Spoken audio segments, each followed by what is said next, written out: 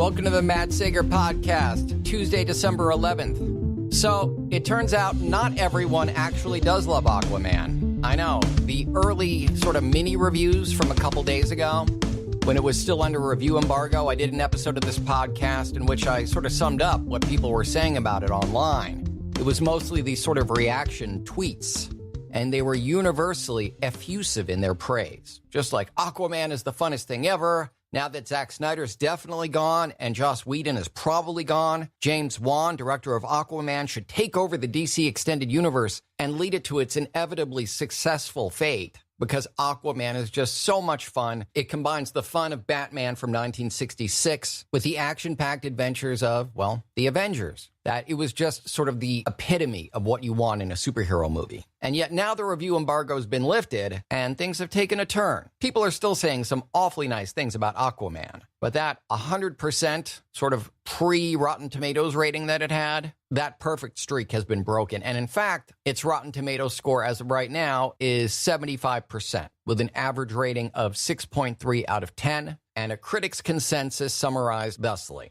Aquaman swims. This has got to be a quote from one of the sources. This has to be a quote from like the LA Times or something. But again, the critics' consensus reads, Aquaman swims with its entertainingly ludicrous tide, offering up CGI superhero spectacle that delivers energetic action with an emphasis on good old-fashioned fun. So that, in a nutshell, is what all those little mini reviews and tweets were saying a few days ago. IndieWire, in particular, they're certainly not fans. I'm not looking for the negative stuff, but given that there is some and there wasn't before, I feel it's worth commenting on, having not yet seen it myself and still wanting to see it very much. None of these reviews are having an impact on me to the effect of, oh, well, this random reviewer didn't like it? Screw it, I'm not going. Just as a 100% rating from all reviewers would not convince me it was great. Reviewers and critics are desperately important in our society. And I dislike immensely the way that, for instance, reviews get embargoed, and the way that many people who, for instance, say critical things about movies like Solo or Star Wars The Last Jedi are called toxic or worse. It gets tricky because obviously some of them are, but the same is true of creators. It is in many ways a red herring when people go, oh, this is a harassment campaign to say shitty things about my shitty movie. That is a straw man that you see too much of. But having said that, critics are not infallible. Sometimes they do have an agenda. And more importantly, and more sort of a universal problem, is that a reviewer can hate something and be very upfront about it, or love something and be very upfront about it, totally honest in their assessment, and yet that reviewer and I could have nothing in common, and I could love the thing that they hate or hate the thing that they love. That said, here we go with IndieWire, and they don't like Aquaman. They even pulled an ugly screenshot out of this otherwise majestic-looking movie. And it does seem as though this reviewer, Eric Cohn, he definitely has DC movie fatigue. And that's quite understandable. DC has had a run of terrible movies, culminating in the Justice League, which was almost its worst movie ever. It would have been if not for Suicide Squad, which was legitimately hot shit on a platter. So I do agree with the opening statement here, that with the exception of Wonder Woman and The Dark Knight Rises, this is Eric Cohn's writing, every DC movie from the past decade has suffered Marvel imitation syndrome. That's true. This unique corporate malady takes a successful formula, darkens the frame, and deadens the story. Oof. Again, that is rough, but I do kind of agree, under the assumption that audiences won't notice. By those standards, James Wan's Aquaman is a cut above. The Conjuring filmmaker abandons the witless mess of Justice League to craft a colorful, vibrant ocean fantasy, but the considerable effort to improve on a leaden franchise can only float for so long before familiar baggage sinks its potential. Hobbled by a messy screenplay, paper-thin characters, and a hodgepodge of unimaginative showdowns, Aquaman is the latest example of a franchise that keeps chasing its competitor's tail. Aw, that's unfortunate. While Justice League was a feeble attempt to deliver the DC answer to the Avengers, Wan's Aquaman imitates Marvel's Thor to an embarrassing degree. See, goes on about how ironic that is, given that Aquaman predated Thor by a couple of decades, which is true, but here's some comic book nerd trivia. Aquaman was a ripoff of Namor the Submariner, who was published a little bit earlier by Marvel. So this whole chasing different comic publishing origins of their character's tale doesn't really contribute to the conversation, but when one film is imitating the success of another, or when one franchise is trying to piggyback on another company's franchise, it does become germane to the discussion. Change a few names and locations in this plot, and Aquaman could have simply been a Thor reboot. Instead, it's a maritime riff on the same old song. Yet Aquaman shows glimmers of hope throughout with visual panache and one of the greatest openings these movies have to offer. That sounds good. So here we are just a couple of paragraphs later. He summarized a little bit of the early parts of the movie, described Willem Dafoe as sort of phoning it in as Volko, and after a little bit of what sounds like positive commentary, almost praise, we cut to, once Aquaman leaps into action, the story treads water. The sprawling narrative splits its time between a revenge-prone bad guy, Black Manta, intent on killing Aquaman to avenge his pirate father, and Aquaman's greedy half-brother, King Orm. Now, this is all stuff that's straight out of the comics. Any Aquaman fan should expect stuff like this. Oh, yeah, and so here we're cutting to Aquaman as he's been portrayed, really ever since Peter David took over the character in the 90s. Every version of Aquaman has had a sort of environmental theme baked in,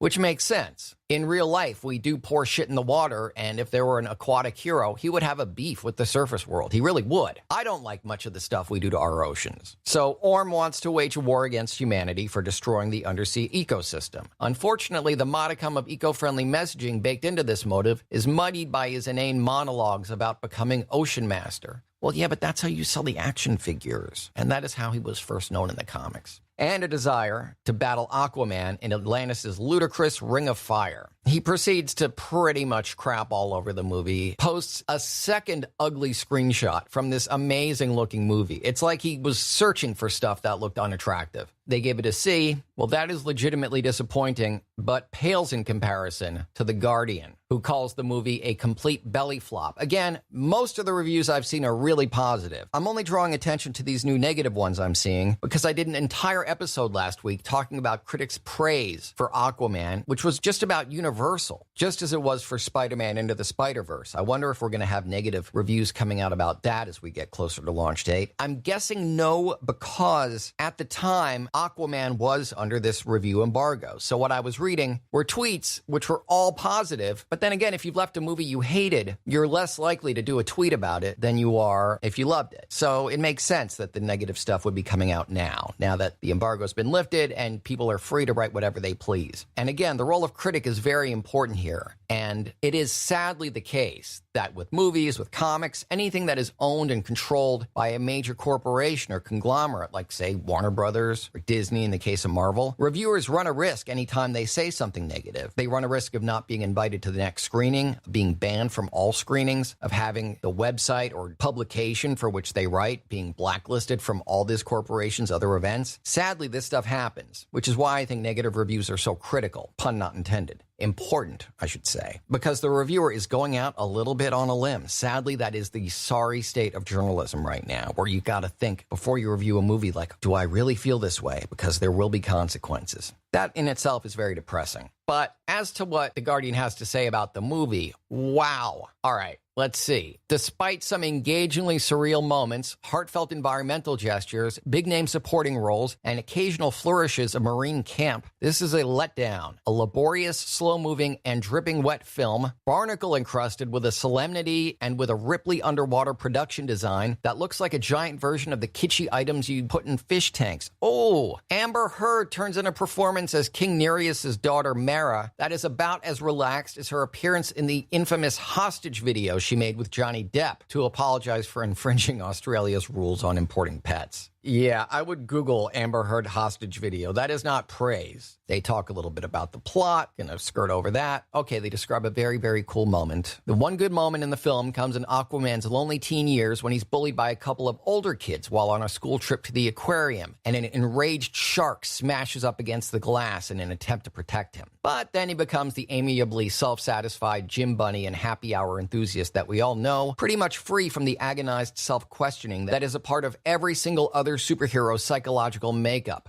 Aquaman doesn't do emotional vulnerability. The extraordinary thing about this film is that Willem Dafoe is in it, proving yet again what everyone says. I don't know that everyone says this, but I actually do agree. Dafoe's sheer actorly integrity can ride out whatever silliness he finds himself in. Look, that was proven in 2002's Spider-Man. We get that Willem Dafoe can add a touch of class to pretty much any project he appears in without carrying around the stain of any sort of campy silliness that, for instance, other actors may not survive. Willem Dafoe can play any role he wants, gives it just as much gravitas or silliness as it calls for. When you see him under the sea, the article continues, riding some sea creature like a horse and with a completely straight face, you don't laugh at him. Dolph Lundgren plays King Nereus and carries it off reasonably well. Although just like every other marine character, there is the issue of hair distractingly waving and rippling in the water like seaweed. Okay, this is nitpicking, but here we go. Now we're talking about some serious stuff. Discussing Patrick Wilson as King Orm. Wilson is just frankly dull. He's not allowed to develop an interesting character, and he suffers the obvious comparison with Loki. Again, they're comparing this movie to Thor.